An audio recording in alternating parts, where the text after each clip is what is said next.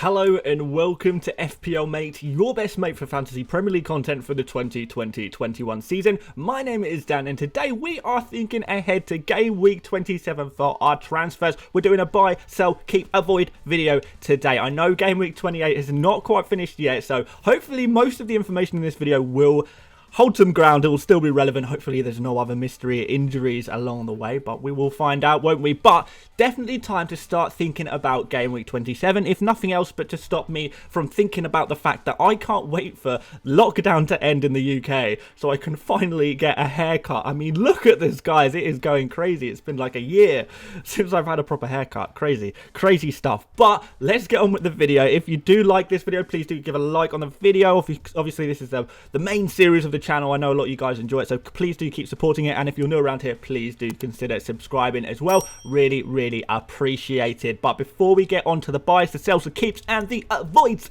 quick word from our sponsor today, which is of course OneFootball. OneFootball is still the main sponsor of this buy, sell, keep, avoid series. Now for those of you who don't know what OneFootball is, it's a great app / website for all things football. I personally like the mobile app that they have. It's really useful for checking out scores, particularly if you like to look at European games but you can't watch them all.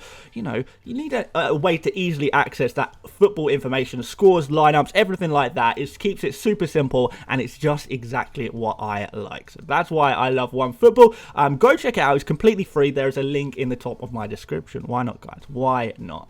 So very quickly, buys are players you probably don't have but should consider bringing in, sells are players that you probably have but should consider removing, keeps are players that you probably have and should keep, and avoid are players that you probably don't have but should also avoid bringing in. That clears that one up, guys, very quickly today, wasn't it? So in general, guys, the advice today pretty much is around making sure, first of all, we have 3 Man City players, so that should be your priority, guys. A double game week for the best team in the league.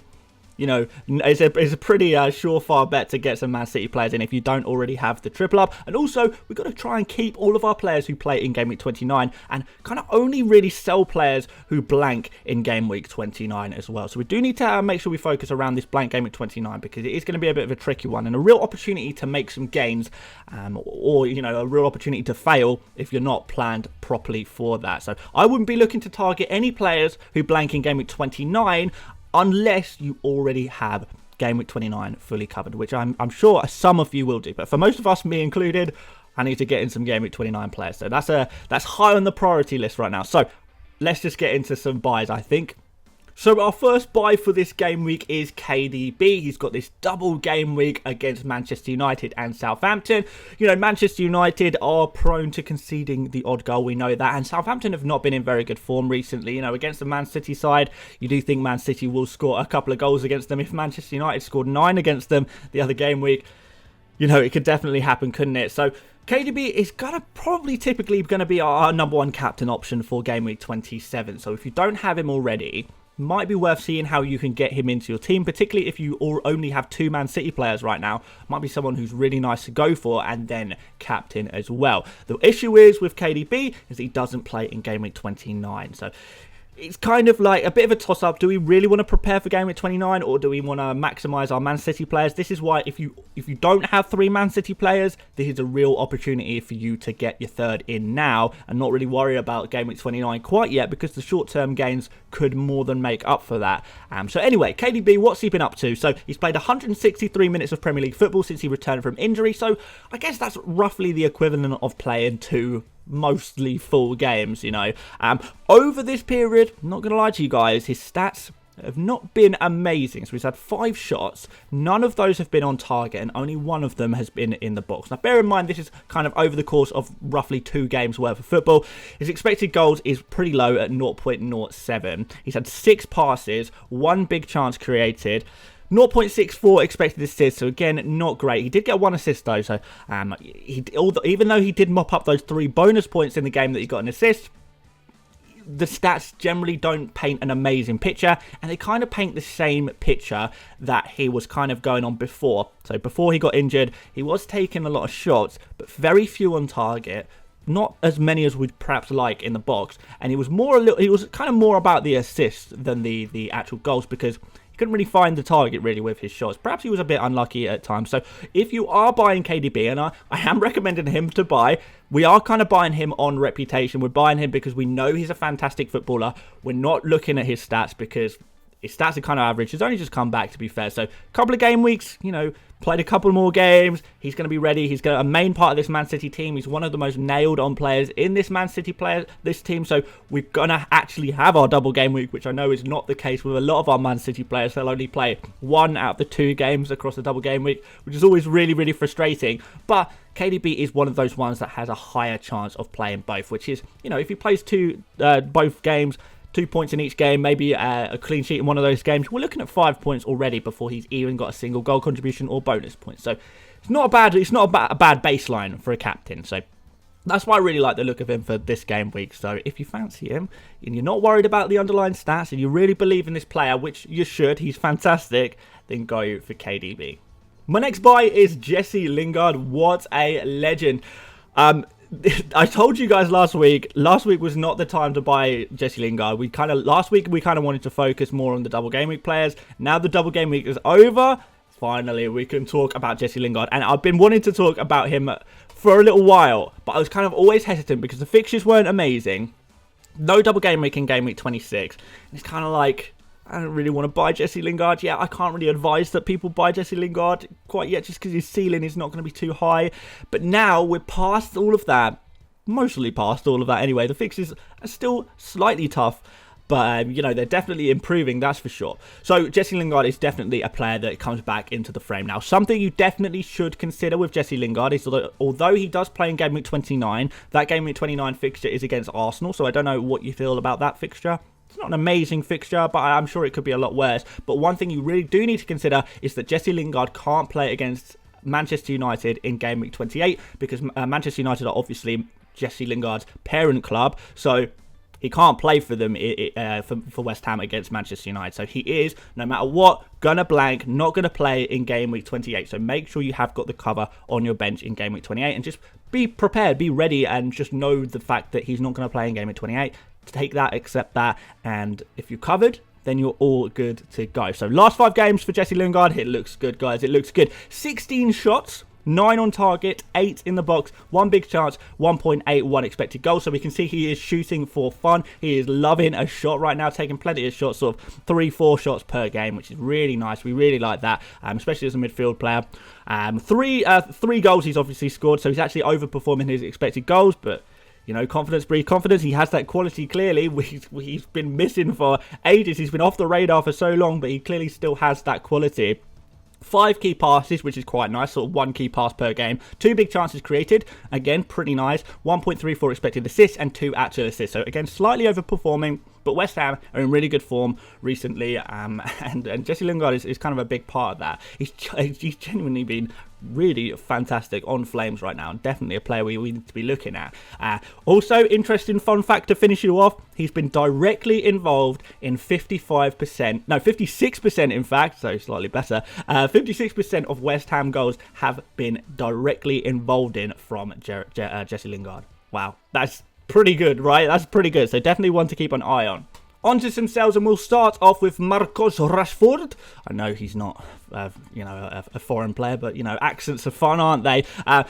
Rashford kind of struggles a little bit in the bigger games. I think that's not really a reflection on Rashford as a player, but more of a reflection on Manchester United as a whole. They kind of not really been performing in the big games this season. So with these big games coming up for Manchester United, it's kind of like, how well are they going to do in these games? So it's kind of, there is some argument to say maybe we should be shipping out some Manchester United attacking players right now in particular, which is, it's unfortunate, but it might be something that we have to do right now. Bruno Fernandes is obviously one of those players you probably would rather keep just because he's Bruno Fernandes, but outside of that, everyone is pretty much a sell, I think, right now. So stats in the last 5 for Rashford: 9 shots, 7 in the box, 7 on target rather, 5 in the box, 3 big chances, 2.04 expected goals with 2 goals. So he's performed about right for that. 8 key passes, 1 big chance created. He's only had 0.99 expected assists, despite the fact that he got 3 assists. So maybe that's a little bit misleading. He's got a few more assists than perhaps you would expect. It should be noted that these stats, although they do look really good, and they do look really good to be fair, pretty good, and it should be noted that these stats were recorded in a period which included the 9-0 win against Southampton, so that's going to influx boost the stats a lot. Games against West Brom, games against Newcastle, some fairly favourable fixtures recently for Manchester United. So great to have these Manchester United players over this period. But now we're kind of thinking, maybe it's time to move them on. So next games, Manchester City, really tough. West Ham, really tough right now, to be fair, doing really well at the moment. Blank in Game Week 29, which is something we kind of want to avoid, these Game Week 29 blank players. Then he's got Brighton, which are a kind of a tough team to play. They're really quite a good defence. They have got unlucky recently with a few goals they've conceded, but in general, they're looking pretty one of the better defences in the league. Their expected goals conceded is super, super low, really. And then finally, Spurs in that run of 5. So in that run of 5, it's 4 pretty tricky fixtures and a blank. So it's not the greatest period for Manchester United. Now, Rashford is not the worst player, but he does cost a lot of money. And the reason why I think he's a sell is because he makes an incredibly easy switch to a Spurs midfielder like a Son or a Bale. If you don't already have Son, maybe go for him. If you fancy a real differential, maybe go for Bale. It's a really, really interesting pick. Bale particularly looking very spicy. I've got my eyes well and truly on Bale. We'll see about that. It is tough, but if you're the type of FPL manager who likes to play the fixtures rather than the form, or perhaps you feel like Rashford's form is misleading, you've got a really easy escape route to those premium Spurs midfielders that also cover you for Game Week 29. So that could be a really nice, good, positive transfer for you to make. My next sell is Vardy. Again, it's always risky when I'm kind of putting my neck on the line telling you to sell a premium player. It's much easier for me to tell you to sell a player who's worth around 6 million because next game, a 6 million player is far less likely to score or you know, get an assist than a premium player. But it's kind of relative, isn't it? You kind of got to think, how expensive is the player? Is he going to provide value for money? I'm not sure. We do know that the reason why Vardy is so expensive is because he's a great player and he can score in any game, really. But I am going to tell you, I'm not going to tell you that Vardy's going to blank, basically. I'm not going to try and tell you guys, sell Vardy because he's going to blank every game for the next 5 game weeks. That's not going to happen. He's going to score. He's going to get an assist over this period. The issue is, can we find better value elsewhere? And I think right at this exact moment, I really, truly think we can, because Vardy is an expensive FPL asset. So, fixtures. We've got Brighton up next, then Sheffield United, which is a good fixture, to be fair, for Vardy. There's a blank in Game Week 29, which we're kind of trying to work out how we can get around this blank in 29. Man City in Game Week 30, so that's a rubbish game. West Ham in 31, another rubbish game. And then from Game Week 32, Vardy's fixtures do look really nice. They are out of the Europa League as well. So if you're doing a wild card around then, bringing a Vardy back into your team maybe with your wild card could be a really nice idea from around Game Week 31, 32, whatever you're doing around then. But for now, maybe it's time to take him out. Now, I'm a little bit concerned as well that Barnes is out, Maddison is out. These are kind of the creators of the team. Even James Justin, he's going to make a difference. We then have the fact that Vardy, he's been playing a lot of football recently, and he's 34 years of age, to be fair. So he's going to have a little bit of a rest at some point. And for 10.2 million, you can get a lot. You can get a lot for that money. You could switch to Kane, and they're roughly the same price, I guess. We've got Antonio as well. Now, Kane and Antonio are players I really want to own right now, much more than I want to own Vardy. We've kind of got Watkins, potential for a double game week in 28 and plays in game week 29. We've got DCL. If he plays in that double game, in the double game week 28, we don't know about that yet. We're not 100% sure. We're not even nearly 100% sure if Aston Villa and Everton are going to play that double game week in 28, but it's definitely something that we need to keep in the back of our minds just in case it does happen. And if you really fancy a risk, you haven't got your third Man City player, maybe go for an Aguero. You know, stranger transfers have happened, and Aguero obviously has that double game week in 27, so you could do that as well. But really, Kane, Antonio, and maybe Watkins are the players I kind of be looking to take out Vardy for. And if you're freeing up a lot of money there, that could be a really good opportunity to upgrade your other players. Maybe you've got Barnes in your team that you want to get rid of. You can upgrade Barnes using the remainder of the cash. So definitely really good options here for you guys. On to some keeps, and we're going to start off with Cancelo. I just think it's super silly to get rid of Cancelo ahead of a double. A lot of people are selling Cancelo, and I know why. It's because people are kind of saw he got rested in the first of Manchester City's double game week, and you're now thinking, oh God. He gets rested one game, and it's panic stations. Everyone sells him. I really don't. I feel like it doesn't really work that way with Man City. If a player gets a rest, especially if it's a key player, if a key player gets a rest, that usually means he's good to play for several game weeks in the future. You know, He played 5 Premier League games in a row for Manchester City before his rest against West Ham. So I don't think his panic station's quite yet. One rest, you know, we can assume based on the trend of last time, he gets 1 rest and then plays another 5 games in a row, because that's exactly what he's just done. So if you think about it that way, this is definitely not the time to sell Cancelo, because he's about to play several game weeks in a row. Maybe you think I'm wrong. Maybe you think Cancelo is going to be rotated a little bit. Pep has spoken very highly about him, about his ability to play every game if needed. He's a really fit guy. He's obviously been amazing for Man City this season. You know, along with Diaz, I guess out of defenders, Cancelo's probably been the best defender that they've had aside from Diaz. He's been one of their better creative players as well. He's been just fantastic this season. He's had such a good season. So he's not going to be a player who is going to get rotated in and out the team every single game week. He is regularly going to play multiple games in a row, and that's what we kind of like with our Man City players. If you're trying to switch to, you know, if you already have 3 City players and you want to kind of switch up which City players that you have, I think I'd honestly rather sacrifice a player like John Stones. But even then, I would consider just sticking to whatever 3 you currently have and focusing your transfers on game week 29. I do think Cancelo will play in this game week. He played, you know, like I said, he played 5 game weeks in a row before at West Ham. He's still a crucial part of this Man City team. Even if he plays once, he could bang. He's by far the highest point ceiling of any City defender, really. Maybe even, you could even go as far as to say he has a higher ceiling than many of the midfielders there. 8 shots, 4 key passes in his last 5, so he does have opportunities to score and assist. And honestly, guys, I think he's a genuine captain option for game week 27 too. A risky one, but an option for sure. My next keeper is Bamford. Just keep him ready for game week 29. I think it's kind of silly to transfer, you know, players who play in game week 29, transferring them out. Kind of seems a bit silly right now, especially if you have only a few game week 29 players as it is. It's not like Bamford's been in bad form either. Over his past 5 games, he's had 12 shots, 11 in the box, 3 big chances, 1.97 expected goals, with 2 goals kind of matching that. He's made 2 key passes, got an expected assist of 0.45. He's slightly underperforming on his expected points, kind of as usual. Game week 27 versus West Ham, not ideal. Game week 28 versus Chelsea, not ideal, but plays Fulham in game week 29, which is kind of what we're looking at, and Sheffield United in 30 as well, so could be a really nice fixture there. So in the short term, I do get it. They're not great fixtures, but if you start to think too short term with your transfers, you will get burned later down in the line, and game week 29 is really not that far away. I think you might regret selling Bamford if you were to sell him now. If you don't want to play him, maybe you can bench him for the next couple of game weeks, or, you know, if you're going for a player like Antonio to replace him, I kind of half get it, but only if you are prepared elsewhere in your team for game week 29.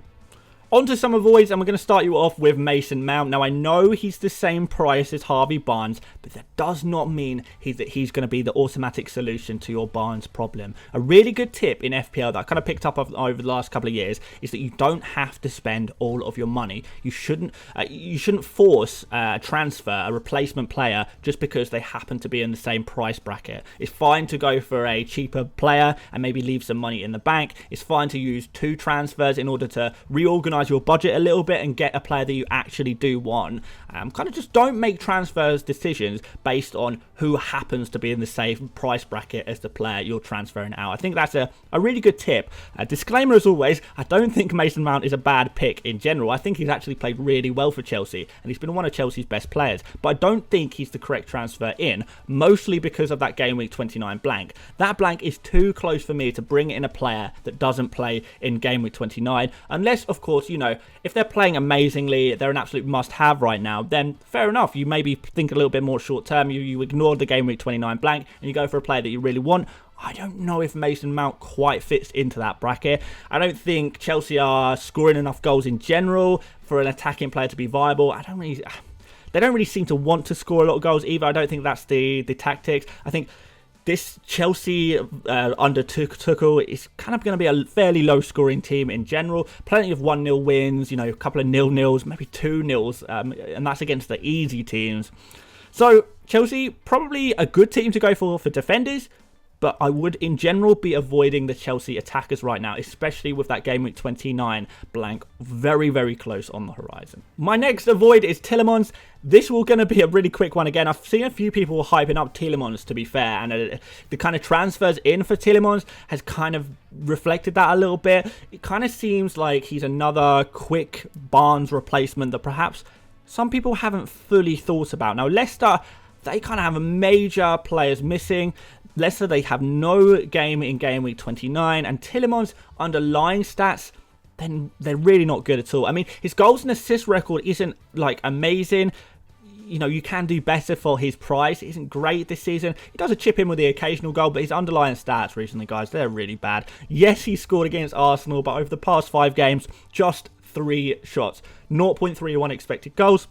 6 key passes, but only an expected assist of 0.27. So it's not even really having any real good chances, you know, creating any real good chances. Kind of creating half chances and stuff like that, even with his limited amount of key passes, which amounts to little over 1 per game. So in terms of FPL output, the stats aren't there as it is. So I don't know, maybe you guys are seeing Tielemans move into a more advanced role. I'm not sure about this, if I'm honest. I think he plays deep with, you know, with a defensive midfielder, so he's like sort of the slightly more attacking of the 2 central midfielders.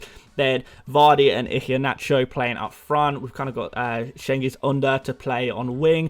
Maybe Pereira playing in the other wing, but that doesn't... I'm just not sure that Tielemans is going to be playing in that advanced role, especially not in every single game. So I'm not fully convinced by this one. So a quick summary, guys. I know I've spoken quite a bit just now about some bad Barnes replacements, but if you are looking for some good ones, there are some Barnes replacements that I do prefer. Obviously, I've mentioned Lingard, but depending on your budget and your preferences, you could go for KDB. That would take a lot of budget to do that, but it's possible. Son, Bale, Rafinha, Soucek maybe. Trossard is a really interesting differential who does actually, one of the few players that actually has a nice game in game week 29 against Newcastle. And Trossard actually, when you look at his position on the pitch, he is the only attacking player from Brighton that I'd even really consider. So if you do want a Brighton attacker, Trossard is probably the only one to go for, to be honest. But it is a bit out there, guys. It is a bit out there, so I didn't really want to include him as a buy. My general advice for game week 27 is make sure you have 3 Man City players. So 3 Man City players, and then after that, focus on transferring in players who you like, but also play in game week 29, and kind of try and avoid trying to avoid selling anyone who plays in game week 29 as well, because it might be difficult to get a full 11 for game week 29. Most people are not really going to get above 8 or 9 players for game week 29, so why limit yourself even more? Let's try and use that as an opportunity to gain some points on the average player, right? So that's the end of the video. Thank you so much for watching. If you did enjoy what you saw today, please do leave a like. If you really enjoyed it and you're not done already, please do consider subscribing as well. Plenty of FPL stuff on this channel. If you want to follow me on Twitter, Instagram, whatever, check out the description. Loads of links to follow all of my socials, join my mini league, support the channel, whatever. And of course, support OneFootball as well. Really good app. Just check it out, guys. Completely free. Why the devil not? I'll see you guys tomorrow, and we're going to talk about my own team. Shall I do that on tomorrow's video? Probably, maybe. We'll see. I'm not exactly sure how the video scheduling is going to go this game week, but there's going to be videos galore running up to game week 27, as there always is. So stay tuned for that, guys, and I will see you on the next one. See you later, mates. Bye-bye.